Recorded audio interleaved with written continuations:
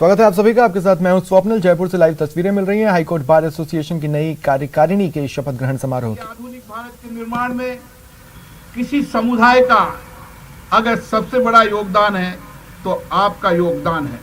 और आज भी इस देश के अंदर सामाजिक और आर्थिक स्थिति के बदलाव के अंदर अगर सबसे बड़ा योगदान है तो आपका योगदान है।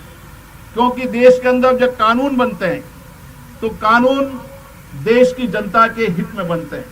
उन कानूनों के आधार पर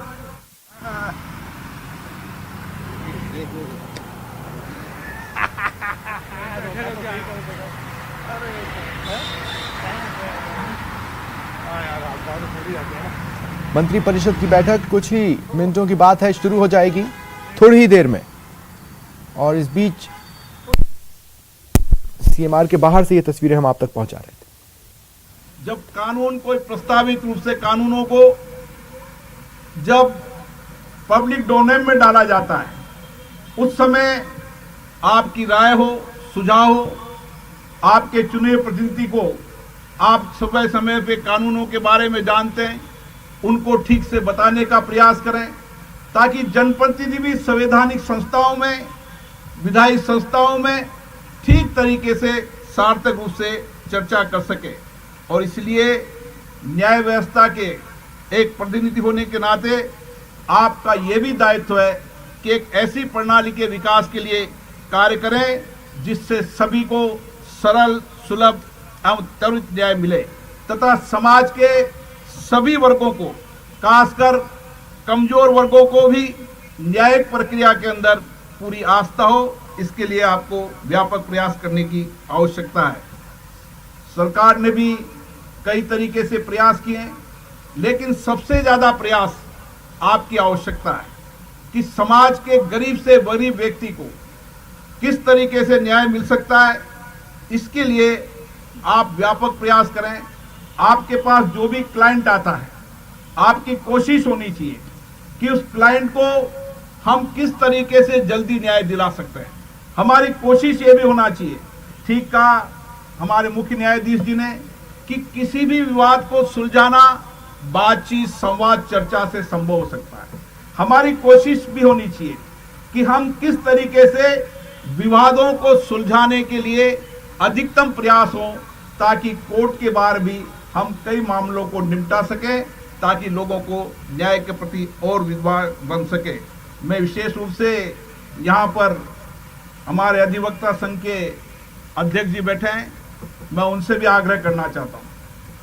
अब देश और प्रदेश में महिलाओं न्यायाधीशों की, महिला अधिवक्ताओं की संख्या बढ़ रही है। राजस्थान उच्च न्यायालय के अंदर भी महिला अधिवक्ताओं की संख्या बढ़ रही है। आपको कोशिश करनी चाहिए, मैं आपके साथ खड़ा हूँ कि किस तरीके से हम महिला अधिवक्ताओं को ज़्यादा से ज़्यादा सुविधाएं दिला सकते हैं। आज देश के किसी भी राज्य में चले जाएं, जुडिशियल के अंदर भी महिलाओं की संख्या 50% से ज़्यादा है।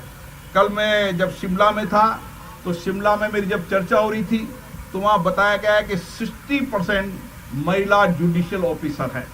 ये एक नई क्रांति इस देश में देखी है कि जुडिशियल में हो, पुलिस में हो, आर्मी में हो, हर सेक्टर के अंदर हमारे देश की महिलाएं नए सेक्टर के अंदर नेतृत्व कर रही है। मुझे आशा है कि हमारी और कोशिश होनी चाहिए कि हम उनको किस तरीके से न्यायपूर्ण व्यवस्था करने का कोशिश करें। साथियों, अभी सही कहा मनीष भंडारी साहब ने, हमारी कोशिश ये होना चाहिए कि हमारे नए अधिवक्ताओं को, हमारे उन सहयोगियों को किस तरीके से हम उनकी कैपेसिटी बिल्डिंग के लिए काम करें। आज आवश्यकता इसी बात की है कि आपके मुंशी हुए, आपके सहयोगी है, जब दुनिया में नए युग की शुरुआत हो गई तो मैं उसी तरीके का उनको टैलेंट बनाना पड़ेगा। हमारे जो नए अधिवक्ता आ रहे हैं उनके लिए अच्छी ट्रेनिंग हो, उनके लिए कैपेसिटी बिल्डिंग के लिए बार एसोसिएशन प्रोग्राम बनाए, पूरे देश के महान अधिवक्ता, महान जुडिशियल ऑफिसर आए और उनको ट्रेनिंग दे। क्योंकि मैंने आज शपथ ग्रहण के समय देखा है कि मैंने एक अनुभव किया कि अभी और हमारे नए अधिवक्ताओं को कैपेसिटी बिल्डिंग करने की आवश्यकता है। मुझे आशा है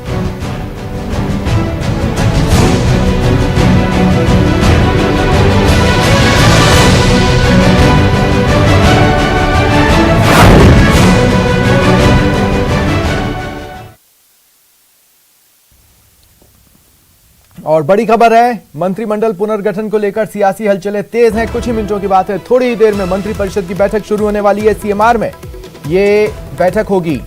प्रभारी अजय माकन सीएमआर पहुंचे हुए हैं। ज्यादातर मंत्री भी पहुंच चुके हैं मुख्यमंत्री निवास पर। मंत्री अशोक चांदना, टीकाराम जूली मुख्यमंत्री निवास पहुंच चुके हैं। जैसा कि आपको बताया, कुछ ही मिनट्स में हो सकता है अपडेट के लिए मेरे सहयोगी जुड़े, उस वक्त तक ही मंत्रिपरिषद की बैठक शुरू हो जाए। अभी फिलहाल कुछ मिनट्स बाकी हैं, जिसके बाद मंत्रिपरिषद की बैठक शुरू हो जाएगी। तमाम निगाहें इस बैठक पर लगी हुई हैं। माना यही जा रहा है कि जो नए चेहरे शामिल होने वाले हैं, उन पर ये मंत्रिपरिषद के चेहरे आपस में चर्चा करेंगे। साथ ही यह भी हो सकता है कि मंत्रिपरिषद में जो लोग जुटे हैं, जो दिग्गज जुटे हैं, मंत्रिपरिषद के सदस्य जो जुटे हैं, उनमें से कुछ का इस्तीफा भी ले लिया जाए ताकि और जगह खाली हो। फिलहाल मंत्रिमंडल की जो स्थिति है वो आपको बता दें। 3 दिग्गज मंत्रियों के इस्तीफे के बाद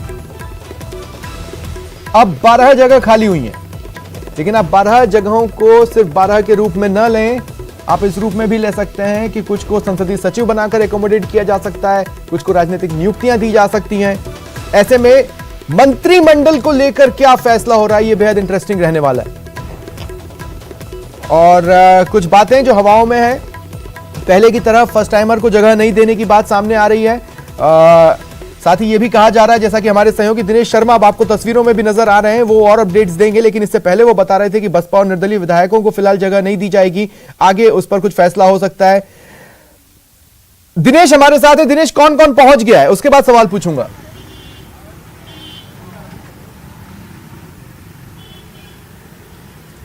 स्वप्निल, देखिए, ज्यादातर मंत्री पहुंच चुके हैं और कुछ ही देर में ये मीटिंग शुरू होने वाली है। अभी मंत्रियों की अगर बात करें तो जो हमने जो चेहरे देखे, प्रसादी लाल मीणा पहुंचे हैं, रघु शर्मा पहुंचे हैं, प्रताप सिंह खाचरियावास पहुंचे हैं, टीकाराम जूली पहुंचे हैं, सुखराम बिश्नोई पहुंचे हैं, अशोक चांदना पहुंचे हैं और भी तमाम जो मंत्री हैं वो पहुंच चुके हैं। कुछ एक मंत्रियों का अभी पहुंचना जारी है और कुछ ही देर में जैसे ही सभी मंत्री पहुंचेंगे उसके बाद ये मीटिंग विधिवत रूप से जो है शुरू हो जाएगी। और अजय माकन भी मुख्यमंत्री निवास पर मौजूद है।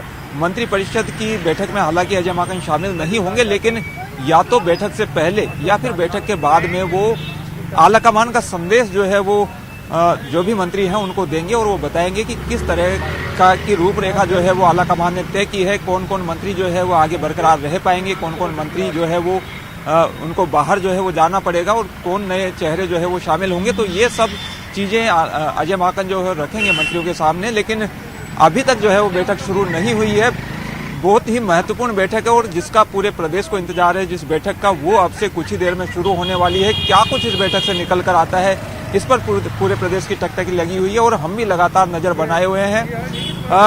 ये माना जा रहा है कि मंत्रियों के इस्तीफे जो है वो ले लिए जाएंगे इस बैठक में और उसके बाद में जो है वो आज ही रात को विधायकों के पास फोन पहुंचना जो है वो शुरू हो जाएगा। तो सभी मंत्रियों की, सभी विधायकों की जो है वो धड़कनें बढ़ी हुई है और कई मंत्री जो जिन्हें ये आभास हो रहा है कि उनका पत्ता शायद जो है वो कटने वाला है, वो भारी मन से जो है वो पहुंचे होंगे मीटिंग में, ये हम कह सकते हैं। तो कुल मिला के जो है वो बहुत ही महत्वपूर्ण बैठक है और ये जो है वो तय करेगा कि ये बैठक जो है वो इसके बाद तय होगा कि किस तरह का चेहरा गहलोत मंत्रिमंडल का अगले 2 साल के लिए रहने वाला है। क्योंकि अब जो है वो केवल 2 साल सरकार के बचे हैं। कौन कौन मंत्री जो है उन्हें मौका मिलेगा अगले 2 साल काम करने का और इन 2 सालों में बहुत कुछ करके दिखाना होगा। देखिए, समय भी काफी कम बचा है, 3 साल गुजर चुके हैं और अब केवल जो भी नए मंत्री आएंगे उन्हें जो है केवल 2 साल का वक्त मिलेगा काम करने के लिए।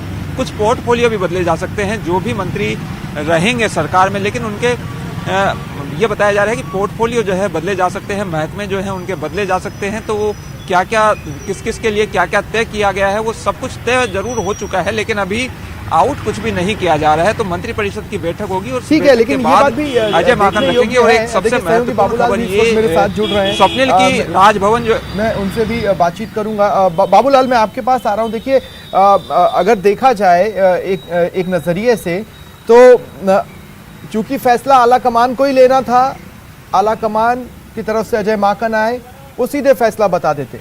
लेकिन पार्टी अभी भी कोशिश कर रही है कि ज्यादा से ज्यादा सहमति बना ली जाए, ज्यादा से ज्यादा रिएक्शंस देख लिया जाए, ताकि उसे टैकल करना आसान हो। एक स्मार्ट रणनीति के तहत थोड़ा स्ट्रेच जरूर किया जा रहा है, लेकिन ये सिर्फ ये सुनिश्चित करने के लिए कि कुछ गड़बड़ ना हो। बाबूलाल जी बिल्कुल, अशोक गहलोत राजनीति के वो शिद्दत खिलाड़ी हैं जो सबको साथ लेकर चलने की कोशिश करते हैं। जो नया मंत्रिमंडल होगा उसमें भी वो एक संतुलन बना करके चलेंगे, जिस पर कोई विवाद ना हो और कोई गुटबाजी का फिर से कोई अंदेशा ना हो। तमाम कोशिशें उनकी इसी तरह की है। जिन लोगों ने गलती करी, बगावत करी, जो पार्टी को छोड़ करके चले गए, पार्टी के लिए मुश्किलें पैदा करी, उन लोगों में से जिन लोगों ने अशोक गहलोत के साथ में आकर के अपनी गलतियां कबूल कर ली है, उन लोगों को माफी मिल गई है। और हो सकता है कल जब मंत्रिमंडल में नए चेहरे शामिल किए जाएंगे तो उनमें से भी कई चेहरे आपको दिखाई पड़ेंगे। लेकिन जो लोग अब भी पायलट कैंप से जुड़े हुए हैं, जो अब भी अपनी जिद पर कायम है, शायद उनके लिए इस मंत्री परिषद में कोई जगह नहीं होगी। लेकिन अशोक गहलोत सबको मनाने की कोशिश कर रहे हैं कि हमें पार्टी को साथ लेकर चलना, तमाम नेताओं को, विधायकों को। और 2023 में अगर राजस्थान को फिर से फतह करना है तो सबका जी जी चलिए ठीक है, आप दोनों नजर बनाकर रखें, मैं आगे भी आपसे अपडेट्स लेता रहूंगा। और चलिए अब आपको दिखाते हैं बेकाबू रफ्तार का कहर। बीच सड़क बाइक पर जा रहे एक दंपत्ति को एक कार ने जोरदार टक्कर मार दी। देखिए तस्वीरें आपकी टीवी स्क्रीन पर। बीच सड़क एक कार एक बाइक को पीछे से टक्कर मार देती है। टक्कर कितनी जोरदार थी वो आप तस्वीरों को देख आसानी से समझ पा रहे हैं। बाइक सवार पति पत्नी काफी दूर तक उछल गए। बता दें बेकाबू रफ्तार का यह कहर जोधपुर का है। रातानाड़ा के खासबाग इलाके में बाइक सवार पति पत्नी को पीछे से तेज रफ्तार कार ने टक्कर मारकर उछाल दिया। सड़क पर गिरे पति पत्नी की मदद करने के बजाय कार चालक ने कार बैक की और निकल लिया। इस घटना का सीसीटीवी फुटेज सामने आया है जो दिल दहला देने वाला है। हालांकि यह घटना 5 दिन पुरानी है, लेकिन अब इस हादसे में घायल चंद्रशेखर और उसकी पत्नी रेखा की तबीयत में सुधार है। परिजनों ने मामला दर्ज करवाया है।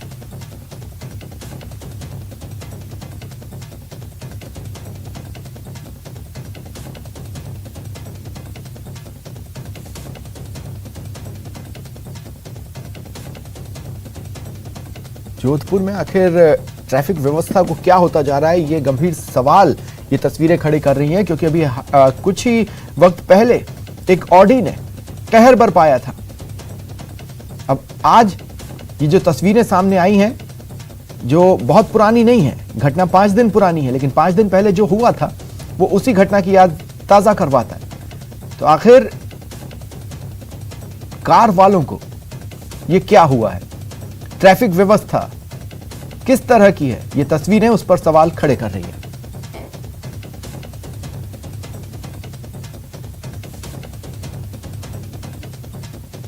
और ज्यादा जानकारी के लिए बात करेंगे सहयोगी चंद्रशेखर से। चंद्रशेखर, कुछ ही दिन में 2 कार एक्सीडेंट्स की तस्वीरें सामने आई हैं, एक ऑडी की और दूसरी ये, कई गंभीर सवाल।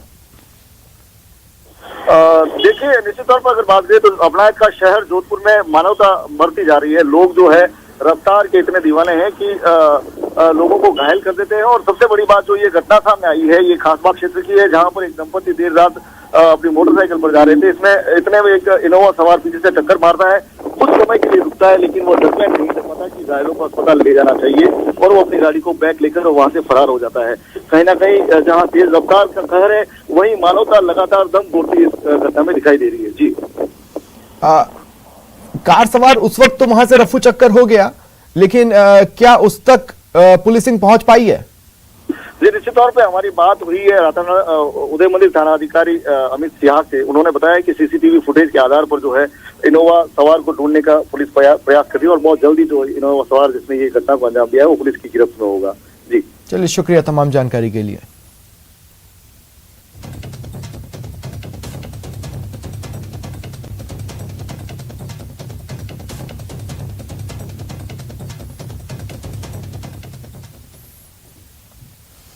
फिलहाल इतना ही, नमस्कार।